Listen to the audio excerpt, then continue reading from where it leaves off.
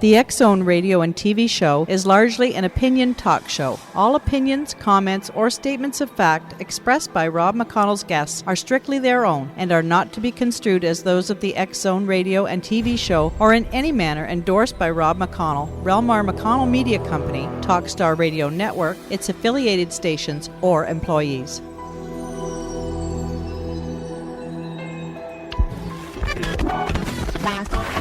All Hit Radio.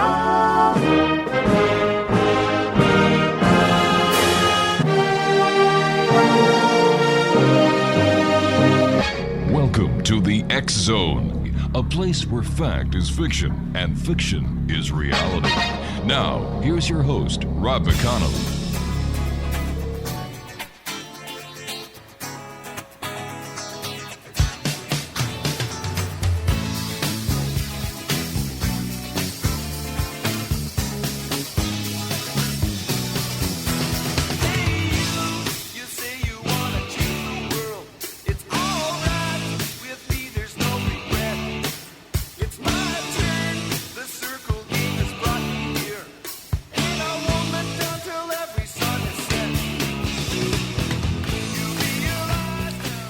And welcome back, everyone. This is the X-Zone on the Talkstar Radio Network, X-Zone Broadcast Network, UK High Definition Radio, Euro High Definition Radio, Star Cable, and X-Zone TV. 1-800-610-7035, worldwide toll-free. Email xzone@xzoneradiotv.com. On MSN Messenger, xzoneradiotv@hotmail.com. And our website, www.xzoneradiotv.com. My guest this hour is Peter LALOR, and he's the author of Shrouded in Mist, Physics and the Archaic Symbology of Metaphysics. And to demystify millennia of science, philosophy, and religion, I'm sure you would all agree, is no easy task. During archaic times and the thousands of years of wisdom acquired by the priests of Egypt, for example, there was no reference to science or philosophy. It wasn't even religion per se. The nature of existence of truth and knowledge was not merely the true belief of the ancient Greek philosophy. As civilization moved westward, X-Zone Nation, through the Mediterranean, Europe, and across the Atlantic, the nature of existence or of truth and knowledge was and still remains in constant and often volatile conflict. It seems the world has settled on believing, but understanding where it all came from remains shrouded in the mists of time. Joining me now is Peter LALOR, LALOR, I should say, and Mr. LALOR, welcome to the X-Zone. Thank you very much. What was your inspiration, sir, for writing Shrouded in Mist? I had a lot of time on my hands, and I had been writing poetry since I was 17, and I entered college with what the founders of America would consider a classical education, but I also, after 7 years as an altar boy and wanting to become a missionary, events happened that caused me to turn away, and I immersed myself in comparative theology. And what I discovered was a very long trail of why we know what we know and the sources of knowledge that give some civilizations and some cultures more power than others. Why is religious conflict so often contrary to their founders' exemplary faith? Well, we can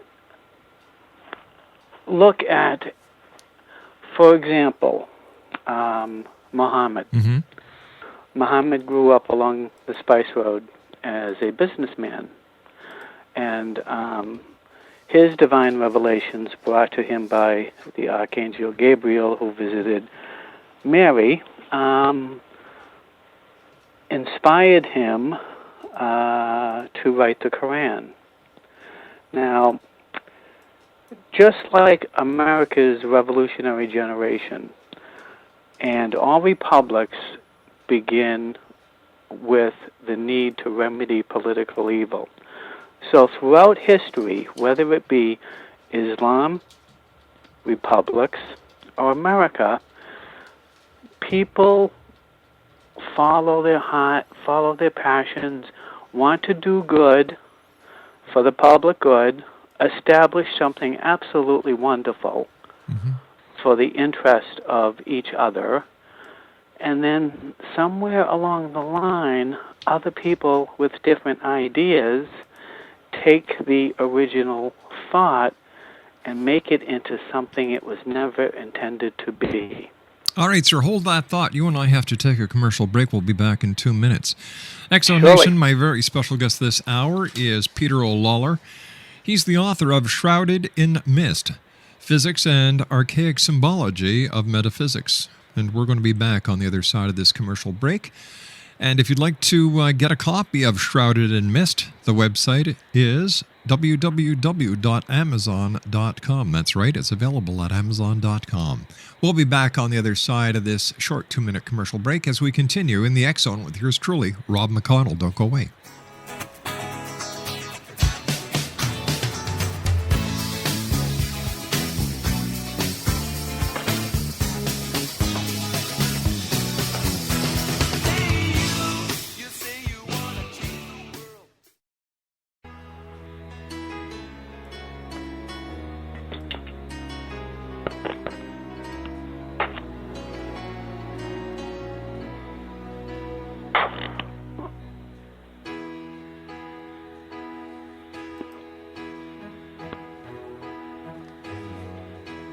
Everybody needs a little time away. I've heard her say from each other. Even lovers need a holiday. Far away from each other. Hold me now. It's hard for me to say I'm sorry. I just want you to stay. After all that we've been through, I will make it up to you. Peter O. LALOR is our special guest this hour. He's the author of Shrouded in Mist, Physics and the Archaic Symbology of Metaphysics. It's available at amazon.com. Before we went to the commercial break, we were talking about, how religious conflicts often are contrary to the founder's faith. Now, what does it mean, in your opinion, to exemplify the ethical behavior of Jesus, for example? This is so very important. The early church, before the Vatican, or rather Nicene Council in 471 A.D., the early church was concerned with following the ethical behavior of Jesus. And this, of course, is based in love, which I hope we get to talk about. But the ethical behavior of Jesus is, imagine the violent times, the immense poverty, the ignorance, the loss of faith in an afterworld, and then comes along this message: be good to each other. Ethics was, throughout history, very, very important. How you treat another person. The golden rule among the founders of the revolutionary generation was the one they considered most important: do unto others as you would have them do unto you. So, many Catholics may not necessarily be Christians, and many Christians may not be Catholics. Many Protestants may not be Christians, and many Christians may not be Protestants. But the idea before the Nicene Council was to be a Christian meant to exemplify the ethical behavior of Jesus, which referred to how you treat other people. So, what is love then, sir? Well, love is something I really like talking about when I teach philosophy, because it's a often confusing concept. If we look at psychology, at the biological basis of behavior, we will find what's called objective love, which, for example, I love chocolate, I love cars, I love women, I love the outdoors, I love fishing, blah, blah, blah. Any kind of thing that you love that gives you satisfaction or pleasure is objective love. Now, Dr. Scott Peck wrote a book called The Road Less Traveled, and he perfectly demonstrates the idea, without mentioning Christian love, that love is a mutual investment in one's own and another's personal growth. For example, the patience it takes a parent to listen to a 5-year-old spew on for a half an hour without having the vocabulary to express the impression a butterfly or a sunset makes upon them. The patience it takes to raise children and invest in their personal growth and guide them and direct them to use and follow their own potential without you imposing your ego on what you want their dreams to be. So love is either objective, I love chocolate, or love is a mutual investment in one's own and another's personal growth. All right, Does that make sense? It makes perfect sense. Then how about knowledge? Well, this is very cool because, especially when I teach philosophy, there is a Greek, first of all, philosophy means love of wisdom. But I have never yet have had a student ask, well, what's wisdom? Well, the ancients who came far before the Greeks knew very well that wisdom was the understanding of knowledge. And if we look at Genesis, we can find that there are 3 trees in the Garden of Eden: the tree of life, the tree of good and evil, and the tree of knowledge. The tree that they ate from was the tree of knowledge. And by acquiring knowledge, they lost understanding. And I'm sorry, repeat the question again? I just asked you what is knowledge? We were talking about knowledge. Huh? So in Greek philosophy, it is referred to as epistemology. Just because you believe something to be true doesn't necessarily make it knowledge. It makes it true belief. So whether you be a victor, a conqueror, a writer of history, you're the one or ones that determine what is knowledge and what is not. And we can certainly extrapolate that to areas of science, and especially modern physics, that knowledge is not absolute. All right, so if we look at religion as a whole, for example, what's the difference between Buddhism or Gautama Buddha's Buddhism? Okay.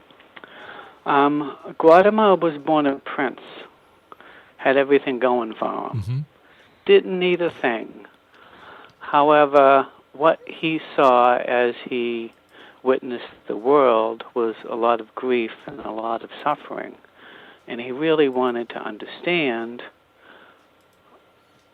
why people didn't seek satisfaction, why people could not acquire happiness. And when a person today practices Buddhism, they're looking to liberate their self from the world of illusion, the world of darkness, their own physical, intellectual capacity, their own base instincts. But Buddha had Mahayanism, which referred to the liberation of humanity as a whole. And I talk a lot about that in my book.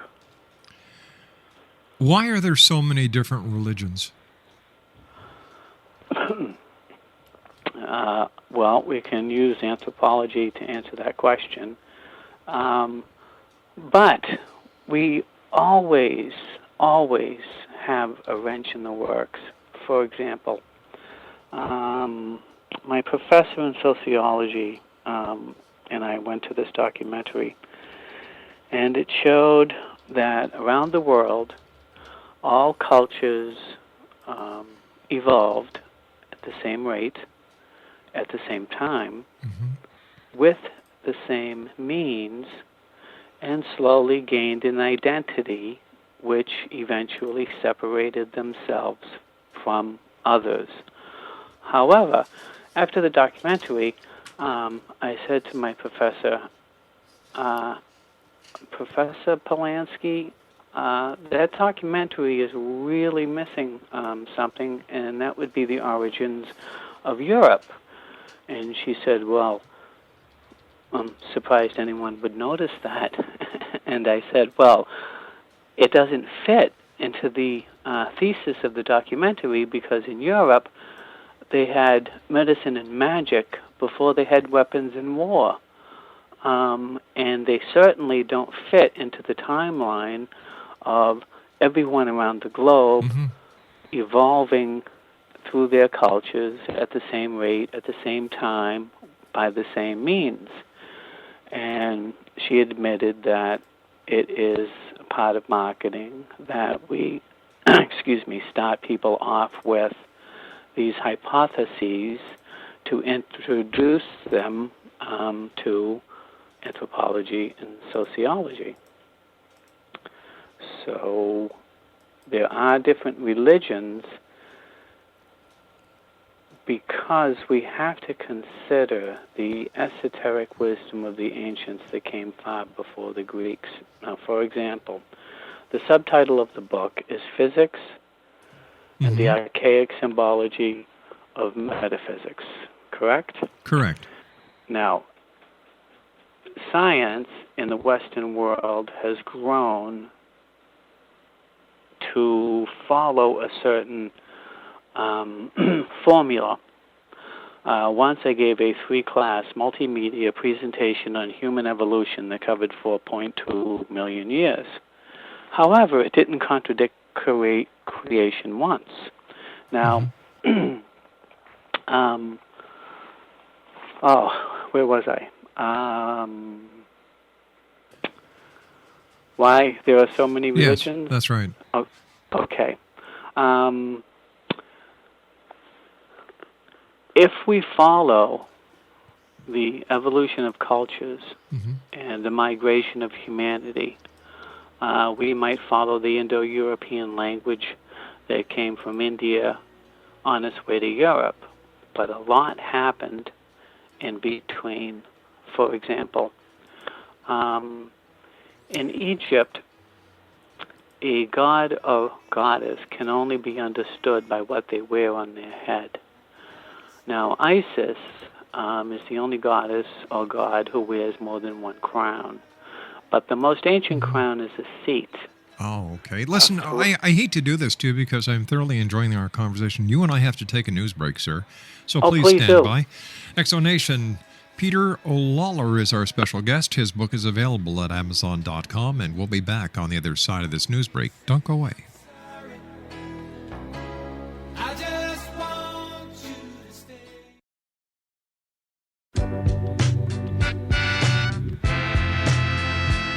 You're listening to the X Zone Radio Show, live and around the world on the Talkstar Radio Network, X Zone Broadcast Network, UK High Definition Radio, Euro High Definition Radio, and Star Cable. Our toll-free telephone number worldwide is 1-800-610-7035. Our email address, xzone@xzoneradiotv.com. On MSN Messenger, xzoneradiotv@hotmail.com, and our website, www.xzoneradiotv.com.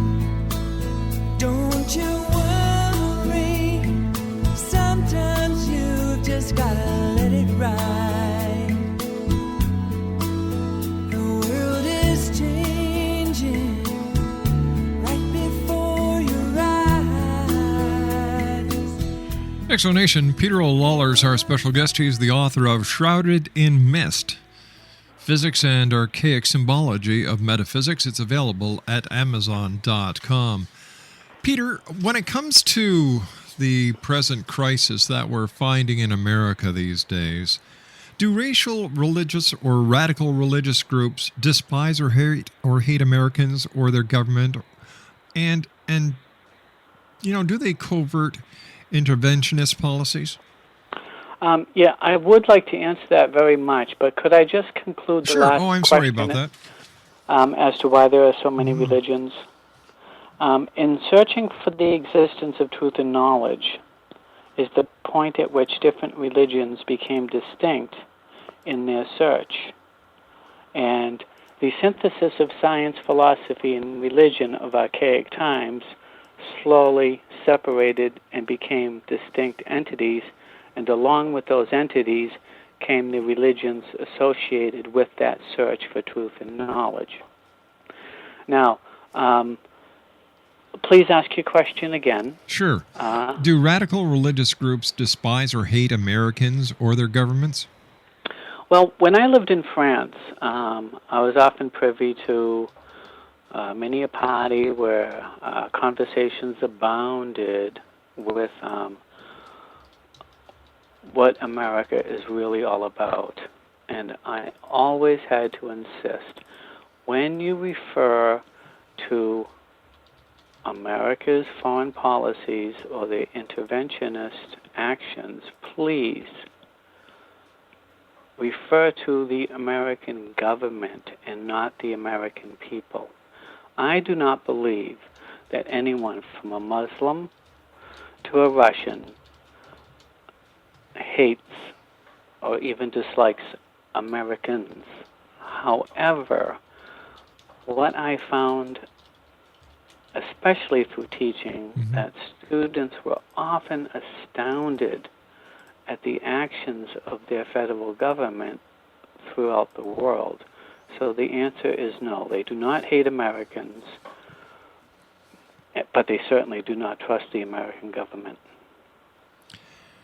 How does greed and violence of capitalism contribute to furthering religious conflicts? Well, that's a big question. The Founding Fathers, and you can refer to George Washington's farewell address for mention of morality in government, especially with trade and other nations, that morality and religion certainly enjoin this.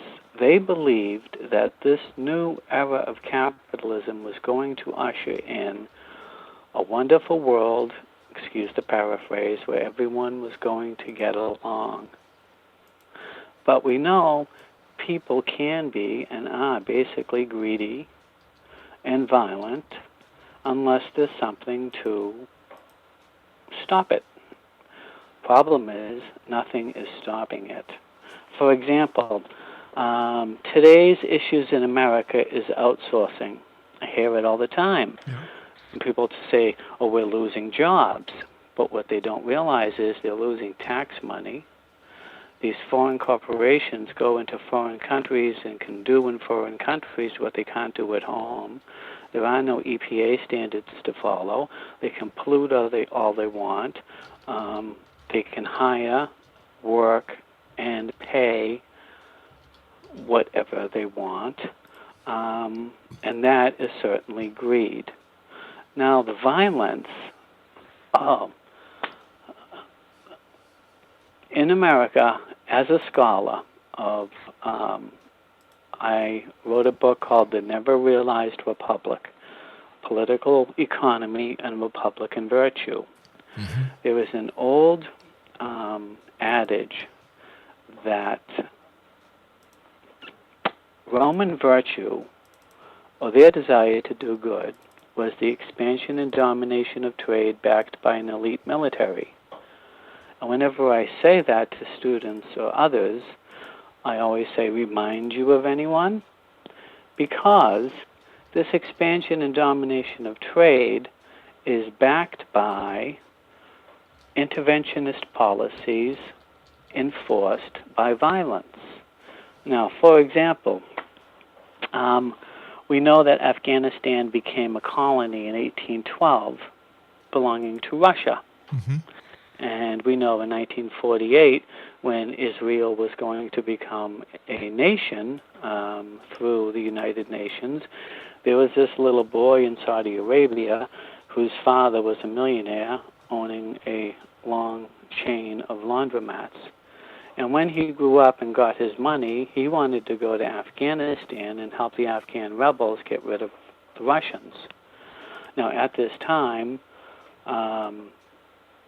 and your listeners should see the movie Lord of War, and it will explain a lot about the legal and illegal sale of armaments and how some countries, especially the permanent members of the Security Council and the United Nations, America, the United Kingdom, France, and Russia, determine who can buy and sell armaments.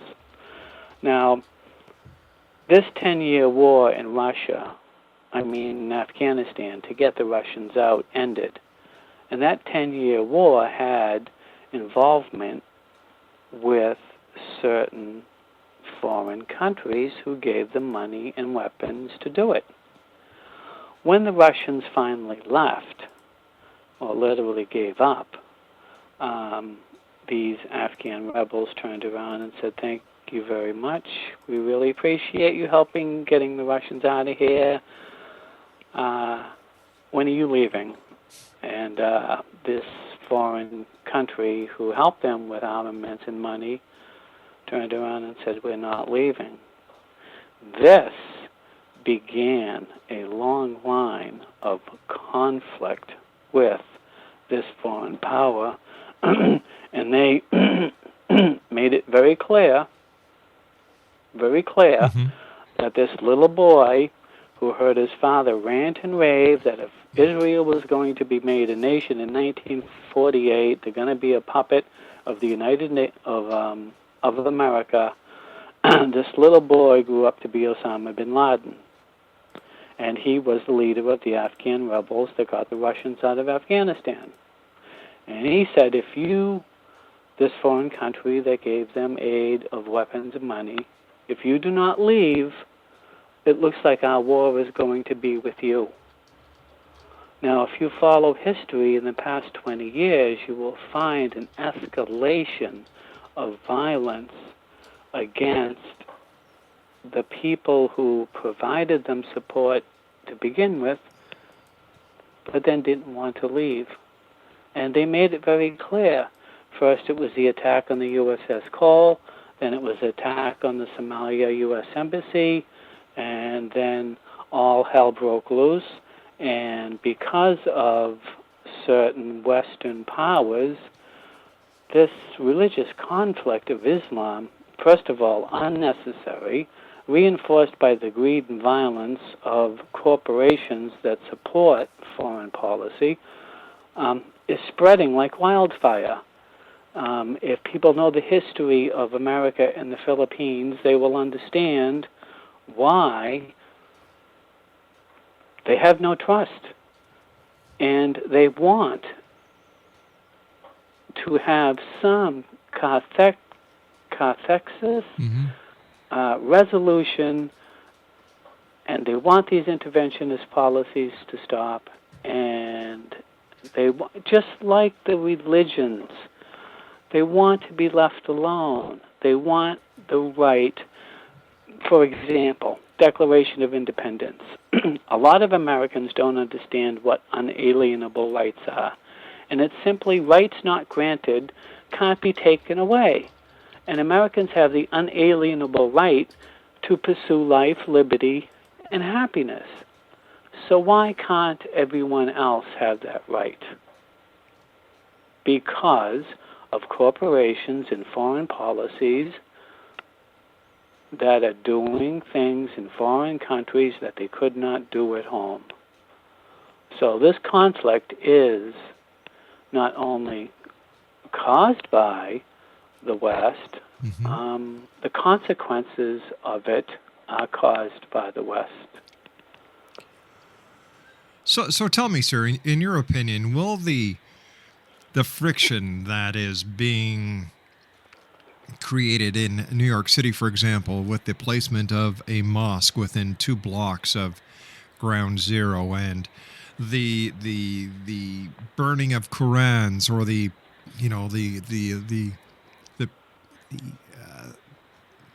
attempt to burn Qurans by Pastor Jones in Florida, will this ever cease? Not only will it not cease, but the problem is that, for example, some states actually burn books by American authors.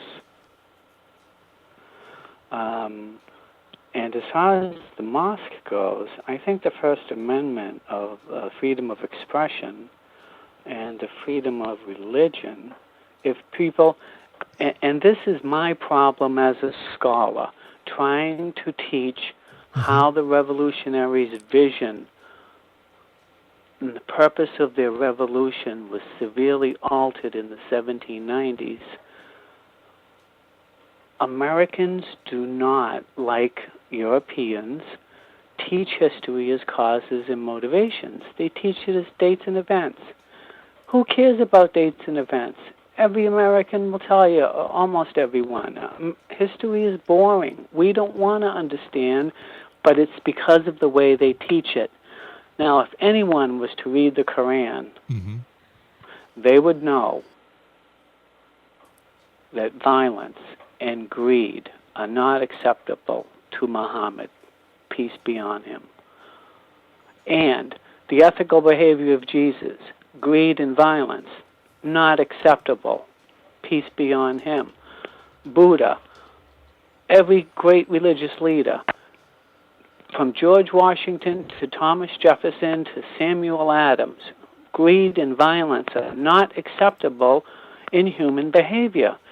And let's talk about ethics, the moral philosophy.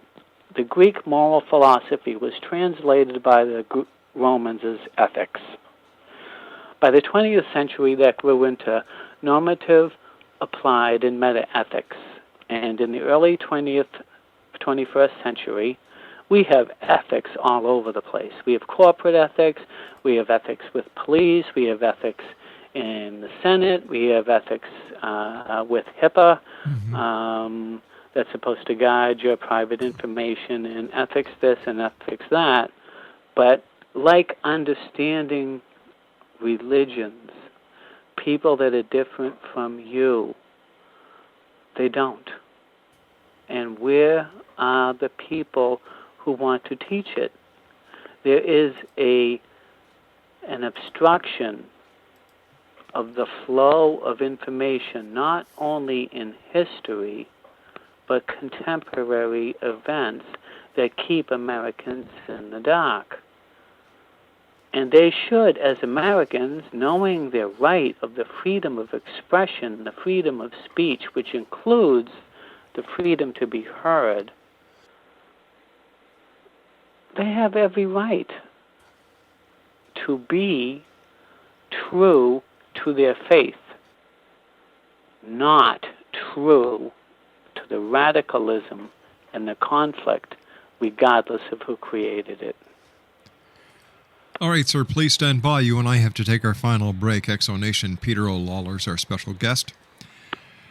His book can be found at Amazon.com, and the name of his book, well, one of his books, is Shrouded in Mist. If you'd like to find out the other books that Peter has written, all you do is go to Amazon.com and type in his name, PeteroLalor.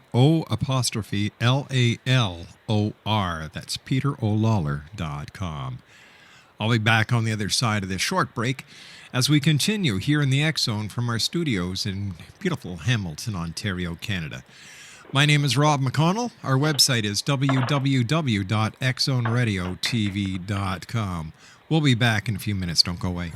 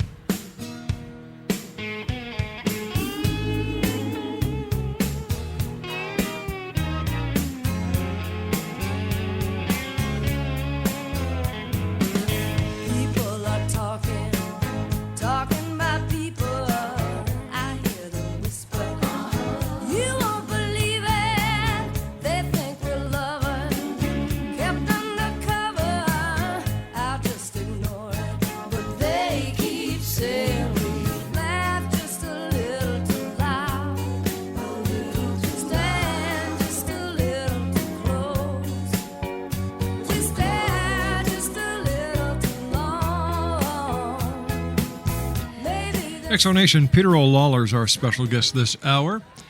He is the author of a very interesting book, Shrouded in Mist. It's available at Amazon.com. And Peter, I was wondering if you could give me your take on life after death. What happens to us when we die? I like to start. How long is our segment now? We've got about 3 minutes. Oh, 3 minutes. Okay. All right. Well, I better cut this short. It all depends on where your head and heart is. Mm-hmm. Now, the ancients refer to what the Kabbalah calls the tree of life. Some people call it the involution of spirit and the succession of worlds. What a physicist would call the Big Bang, the Hindus would call the exhalation of Brahma. Now, sometimes a violent death keeps people from believing or understanding they have died. And consider this expression for a moment. All things exist in the same space, but on different dimensions. And there is the path leading beyond the Big Bang. Now, we are physical and intellectual, as well as psychic and spiritual. Our physical, intellectual capacity is our body, our ego, our identity. We are not our body, and our body is not us. Now, sometimes a violent death keeps people from believing or understanding they have died. And this is usually temporary, but love seeks the light and the divine, and this being will transcend. To love and be loved is the catalyst for surviving one's death.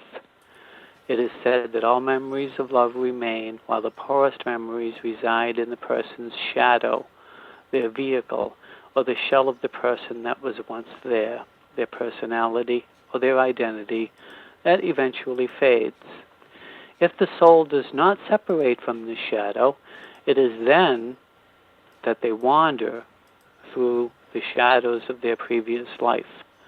The violent deaths are those spirits that yell and wail and don't really understand all whom they have loved cannot see them.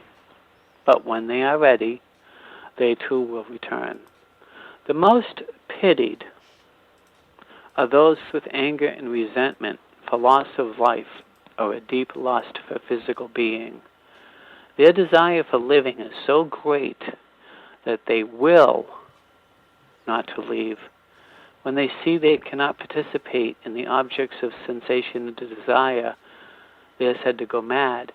These are the lost souls, the chain bangers, the wall pounders, the malevolent spirits who are said to be living in hell on earth. Their loss, confusion, and denial of their very existence leave them trapped. Peter, I want to thank you so much for joining us tonight. It's been a great pleasure talking to you, sir. Continued success. And we'll have to continue this conversation on another show because I know you and I still have so much to talk about. Wonderful. That would be so great. And thank you again for inviting me. Mr. O'Lawler, it's been my great pleasure. Exonation Peter O'Lawler has been our guest this hour. If you'd like to find Peter's books, just go to Amazon.com and in the top search, just type in Peter O'Lawler. That's O''Lalor. We'll be back after this news break. Don't go away.